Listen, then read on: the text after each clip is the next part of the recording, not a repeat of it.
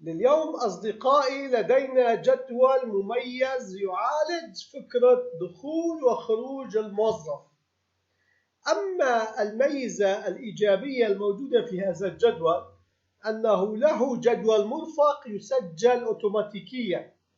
عندما يسجل المستخدم توقيت الدخول للموظف AAA للقسم A1، فإذا نلاحظ الجدول له أسماء الموظفين وله الأقسام، أي أن الموظف AAA دخل إلى القسم A1، أما الموظف CCC دخل إلى القسم A3. ما هي الميزة؟ أن الجدول المرفق يسجل أوتوماتيكيا. طبعا عن طريق هذه الأسطر البرمجية نلاحظ ماذا يسجل الجدول أوتوماتيكيا. يسجل أن ال AAA دخل إلى القسم A1 بالتاريخ، تاريخ اليوم، وبالتوقيت الذي سجل، ويسجل أنه دخول، يسجل دخول، يسجل دخول. أما كيف يتم عملية الخروج؟ هذا الجدول الثاني. عندما المستخدم يقف على البيت 3 بيت 3 وينقل ظل ديليت، عندما ينقل ظل مسح، هذا يدل أن المستخدم يريد أن تسجل سطر إضافي يأخذ نفس البيانات أن الموظف AAA الذي كان في القسم A1 بالتاريخ الفلاني والتوقيت الفلاني تم خروجه.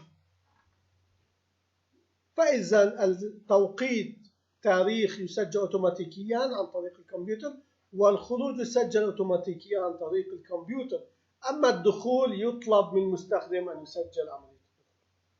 لشرح هذه الأسطر البرمجية نلاحظ السطر الأول يأخذ أنه يحجز التارجت المجال من بي 3 إلى E5، أي هذه هي الخلايا التي إذا استحدث فيها أي تغيير، لأننا نلاحظ بدأنا في البرمجة أن في ورقة العمل أي تغيير يحصل، فإذا هذا هو التارجت.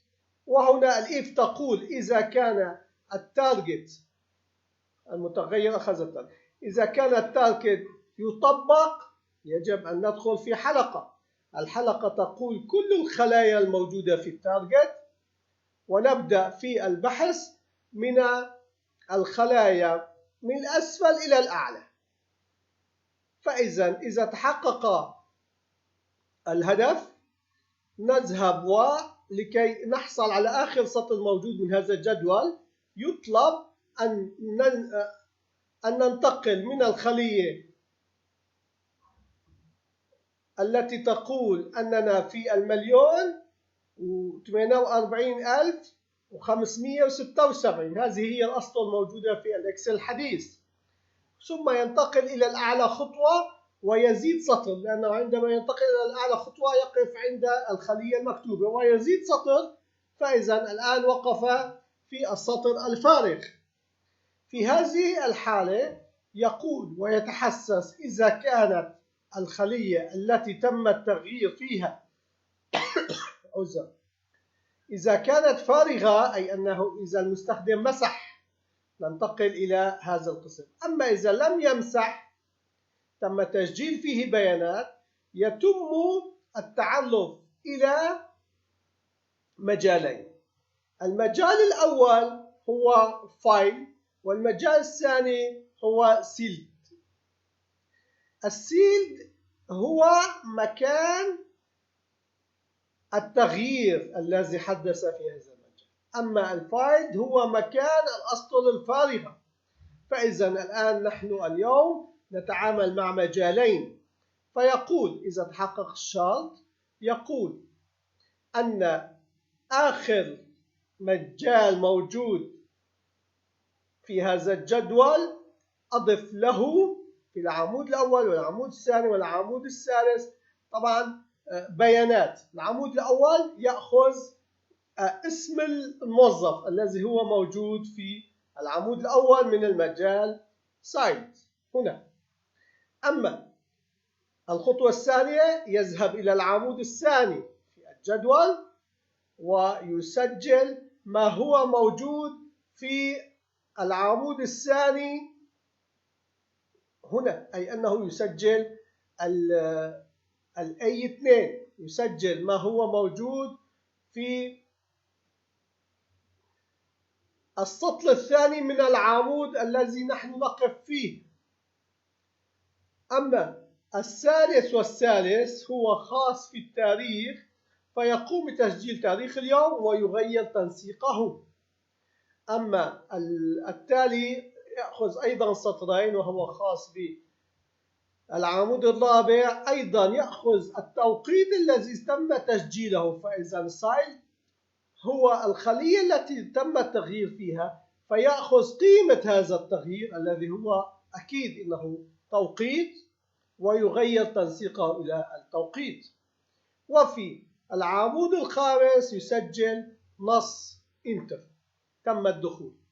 أما إذا لم يتحقق شرط أن الخلية التي تم التغيير فيها كانت فارغة أي تم حذفها، فننتقل إلى الاحتمال الآخر من الإف الذي يقول أيضا يأخذ من العمود الأول اسم الموظف، والعمود الثاني أيضا يأخذ القسم الذي يتابع له، العمود الثالث أيضا التاريخ مع تنسيقه. أما التغيير هنا في العمود الرابع هو يسجل التايم التوقيت الذي تم فيه الحذف. هنا لا نطلب التوقيت، هنا نأخذ ما تم تسجيله كخلية تم تغييرها ونغير تنسيق التايم ونضغط أو نكتب بلس في العمود الخامس أنه exit. انتهت البرمجة، وأرجو أن تكونوا قد استفدتم وكان الشرح كافيا ووافيا. ننتقل إلى الملف التجريبي. لاحظ أنه هنا يسجل لأنه تم تغيير في هذه نحن لا نريد هذه التغييرات أبدا. لاحظ أنه عندما نضغط التوقيت تم تسجيل هذا التوقيت، وعندما يتم الحذف تم تسجيل الحذف.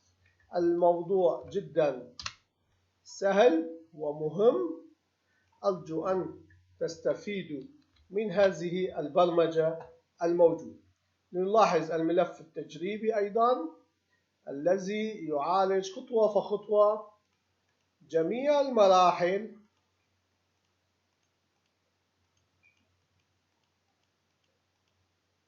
التي نعمل عليها. الآن سوف أسجل هنا وأن نضغط انتر. نلاحظ أنه ينتقل ويتحسس بالإف ودخل في الإف الصحيحة لأنه تم تسجيل بيانات. نلاحظ يسجل الاسم ثم ينتقل ويسجل القسم والاسم والتاريخ والساعة والانتر، وهنا تنتهي البرمجة. لاحظ أنه تم تسجيل هذه البيانات في هذا السطر. أما عندما نضغط زر ديليت نلاحظ البرمجة تعود ولا تتحسس في القسم الأول من if، تتحسس في القسم الثاني الذي لا يحقق الشرط ويسجل البيانات لكي يسهل على المستخدم معرفة توقيت الخروج. فإذا هذا الجدول الذي يسجل أوتوماتيكيا سهل ومفيد، طبعا قابل للتعديل، أي عندما نريد أن نحتفظ بتاريخ توقيت الدخول وتوقيت الخروج تعديل بسيط في الأسطر البرمجية تعطينا النتيجة. أرجو أن يكون هذه الأسطر مفيدة لكم. شكرا لمتابعتكم، نلتقي غدا إن شاء الله.